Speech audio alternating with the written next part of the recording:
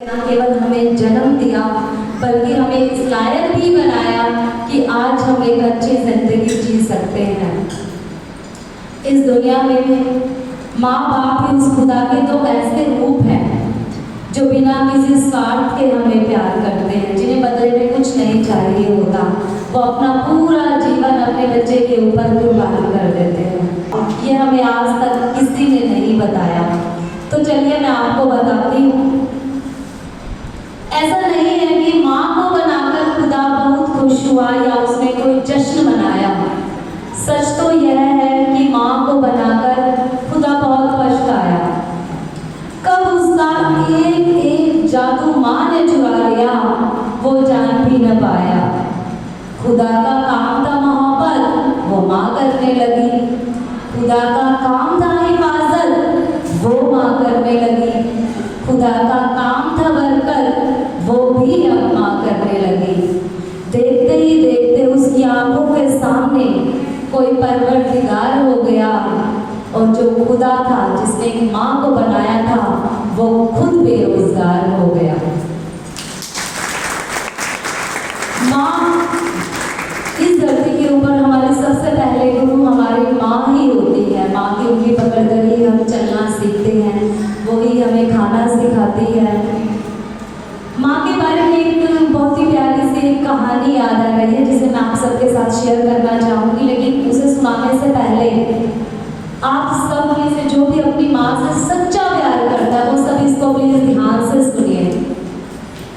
एक बार एक बच्चा होता है, उसकी जो माँ होती है ना उसकी एक आंख नहीं होती, तो सब उसे एक आंख वाली माँ कहकर बुलाते थे।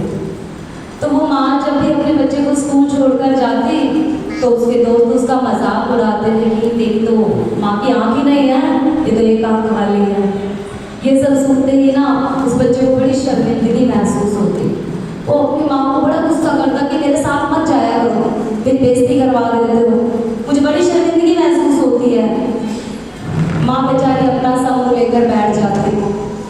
धीरे धीरे उस बच्चे ने जल्दी जल्दी अपनी पढ़ाई को पूरा किया। वो शहर चला गया, वहाँ उसे अच्छी नौकरी मिली, वहाँ उसने अपनी एक नई दुनिया बसाई। वो अपने भाई अपने बच्चों सबके साथ बिल्कुल खुशी खुशी रहने लगा। तो एक दिन क्या हुआ कि उनकी डोरबेल बजी, तो उसने देखा कि जो उसके बच्चे हैं ना वो गेट पर किसी महिला का मजाक उड़ा रहे हैं। तो जब वो अपने उस गेट पर पहुंचा तो उसने देखा कि वहाँ उसकी वो एक आंख वाली माँ ही खड़ी थी। उस माँ को देखकर उसको फिर से गुस्सा आ गया। उसने फिर से अपनी माँ को खरी खोटी सुनानी शुरू कर दी कि तुम हमारा पीछा कब छोड़ोगे, हमारा पीछा करते करते तुम यहाँ तक भी आ गई हो। ये बातें सुनकर उस माँ की आंखों में आंसू आ गए। उस माँ ने कहा कि माफ़ कर दीजिए, मेरा मन अपने बेटे को उसकी फैमिली को देखने का था, लेकिन शायद मैं गलत पते पर आ गई हूँ, गलत एड्रेस पे आ गई हूँ, ये मेरे बेटे का एड्रेस नहीं है, मुझे माफ़ कर दीजिए। ये बात कहने के बाद वो माँ अपनी आंखों में आंसू भर के वहाँ से चली गई। समय बीतता गया। कुछ समय के बाद जो उस आदमी का जो पुराना शहर था जहाँ उसने अपनी पढ़ाई पूरी की थी, उस स्कूल से उसे एक लेटर मिला। जब उसने उस लेटर को पढ़ा तो उसमें लिखा हुआ था कि स्कूल में जो रियूनियन थी वो ऑर्गेनाइज होने वाली थी, और उस लड़की को ये बोला गया था कि आपको रियूनियन अटेंड करने के लिए आना पड़ेगा, ये आपके लिए कंपल्सरी है। तो वो लड़का भी क्या करता है कि अपना जो सारा काम छोड़ के अपने पुराने शहर में चला जाता है, रियूनियन अटेंड करता है। वहाँ उसकी माँ नहीं आती। तो जब रियूनियन अटेंड करने के बाद उसके मन में ख्याल आता है क्यों ना चलो अपने घर पुराने घर चलता हूँ, देख कर आता हूँ, माँ से ले लेता हूँ, जब यहाँ तक आ गया हूँ तो एक बार वहाँ भी देख लेता हूँ। तो वो अपने पुराने घर में जाता है, लेकिन वहाँ उसकी माँ नहीं थी। उसने बहुत ढूंढा, इधर उधर उसे कहीं उसकी माँ दिखाई नहीं दी। उसने पड़ोस वालों से पूछा कि मेरी माँ कहाँ है। तो पड़ोस वालों ने कहा कि तुम्हारी माँ की तबीयत पिछले कुछ दिनों से बहुत ज़्यादा खराब थी और कुछ दिनों पहले ही उसकी मौत हो चुकी है। हाँ, लेकिन तुम्हारी माँ की एक अंतिम इच्छा थी, उन्होंने मरने से पहले एक लेटर दिया था कि अगर मान लो कभी जिंदगी में मेरा बेटा अगर कभी यहाँ आ जाए तो ये लेटर प्लीज उसको दे देना। तो वो लड़का तब क्या करता है, उस लेटर को खोलता है, उस लेटर को पढ़ता है। उसमें लिखा था कि बेटा मुझे पूरी उम्मीद थी कि तुम अपने स्कूल की रियूनियन अटेंड करने जरूर आओगे, अपने पुराने दोस्तों से मिलने तो जरूर आओगे, मैं भी तुमसे मिलना चाहती थी, लेकिन बेटा मैं क्या करूँ, मैं मजबूर हूँ, मैं इतनी बीमार हूँ कि मैं वहाँ तक नहीं पहुँच पाऊँगी, लेकिन मैं दिल से तुझसे मिलना चाहती थी। लेकिन बेटा मैं एक बात तुम्हें जरूर बताना चाहूँगी कि तुझे बचपन से मुझसे एक बात की दिक्कत है कि मेरी एक आँख नहीं है। बेटा मैं तुझे एक बात बताना चाहूँगी कि जब तू छोटा था ना तो एक बार तेरा एक्सीडेंट, एक आँख चली गई थी। उस टाइम डॉक्टर्स ने कहा कि आप कहीं इसका कितना मर्जी इलाज करवा लीजिए, इसकी आँख नहीं आएगी। तब मैंने अपनी खुद की एक आँख तुझे डोनेट करके ये आँख तुझे बेटे कोई जिल्लत भरी जिंदगी ना जीना पड़े, क्योंकि मेरे लिए तो मेरा बेटा ही काफ़ी है, वो मुझे संभाल लेगा। तो बेटा मैंने अपनी जो आँख थी वो तुझे दे दी। तो जब मैंने ये सुना तो मेरे जहन में सिर्फ एक ख्याल आया कि हर सिक्के के ना दो पहलू होते हैं, हम सिर्फ एक पहलू की ओर देखते हैं, कभी दूसरा पहलू जानने की हमने कोशिश ही नहीं की। आज हमें हमारे माँ बाप अगर थोड़ा सा डांट देते हैं ना, धमका देते हैं, तो हम सोचते हैं कि क्यों किया, ये गलत कर रहे हैं, ये अच्छे नहीं हैं, उसके पेरेंट्स कितने अच्छे हैं, लेकिन कभी हम उसके दूसरे पहलू को नहीं सोचते कि शायद इसके पीछे भी उनका कुछ ना कुछ मकसद अच्छा ही होगा, कुछ ना कुछ इसमें भी माँ बाप हमारे लिए कुछ ना कुछ अच्छा ही सोचते हैं। आज उनकी डांट है जो हम यहाँ आकर खड़े हुए हैं। मार्च 2011 में एक जापान के टोक्यो में एक भूकंप आया था, शायद आप लोग भूल गए होंगे। तो उसमें क्या हुआ था, जब भूकंप आया था तो बहुत ज़्यादा तबाही मच गई थी। तो उसमें क्या हुआ, एक बचाव दल जो रेस्क्यू टीम थी वो एक पूरी तरह से, एक महिला थी उसके गिरे हुए घर की जाँच कर रहे थे। तो जब वो घर की जांच कर रही थी तो मलबे को हटाया, तो उन्होंने पूरी तरह से गिरा हुआ एक घर था, उसके अंदर उन्होंने ना एक बारीक सी दरार थी, उसमें से जब उन्होंने झाँक के देखा तो उसमें एक महिला बैठी हुई थी, बहुत ही अजीब सी अवस्था में, जैसे हम मंदिर में पूजा करते हुए बैठते हैं या जैसे नमाज पढ़ते हुए बैठा जाता है, वैसे वो लेडीज बैठी हुई थी। तो बचाव दल के सदस्यों ने क्या किया, मलबे को हटाया, उस दरार में से अपना हाथ थोड़ा सा अंदर महिला की ओर बढ़ाया, तो उन्होंने देखा कि जो मकान गिरने की वजह से उस महिला की जो पीठ थी, जो सिर था, वो पूरी तरह से घायल हो चुका था, उसमें बहुत ज़्यादा खून निकल रहा था। तो बचाव दल की जो टीम थी उनके एक सदस्य से उस महिला को छूकर देखा, तो उस महिला का जो पूरा शरीर था वो ठंडा पड़ चुका था।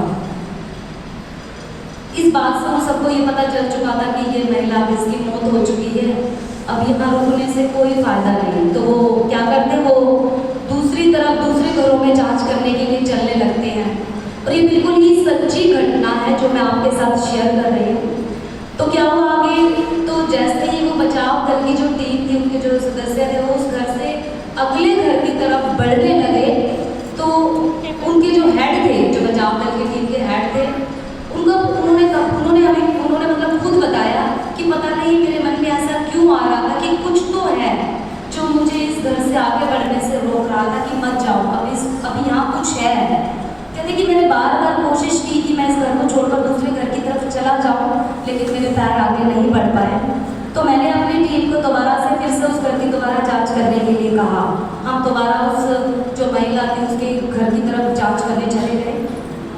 तो इस बार क्या हुआ, इस बार जो उस टीम के जो हेड थे, उन्होंने खुद अपने आप पूरी जांच पड़ताल की, उन्होंने मलबे को धीरे धीरे हटाया। तो मलबे को हटाते ही उनके मुंह से अचानक निकल गया, अरे यहाँ तो एक बच्चा है। ये बात सुनते ही उस पूरी टीम के जितने भी सदस्य थे, उन सब ने बिल्कुल धीरे धीरे आराम से उस मलबे को हटाना शुरू कर दिया। जब उन्होंने मलबे को हटाया तो देखा कि उस माँ की जो पीठ थी उसके नीचे उसने अपने बच्चे को ढका हुआ था। उसमें एक रेशमी कंबल के अंदर एक 3 महीने का एक जो बच्चा था वो टोकरी में रखा हुआ था।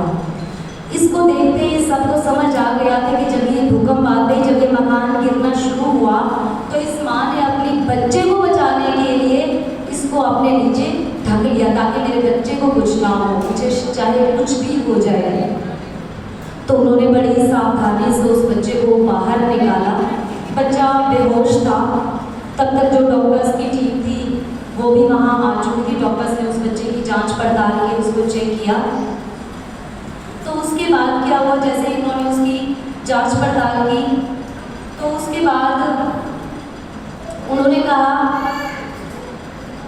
कि अब इस बच्चे को आप चेक कीजिए और बताइए कि ये बचेगा या नहीं। तो उन्होंने कहा कि बच्चा तो अभी तक बेहोश है।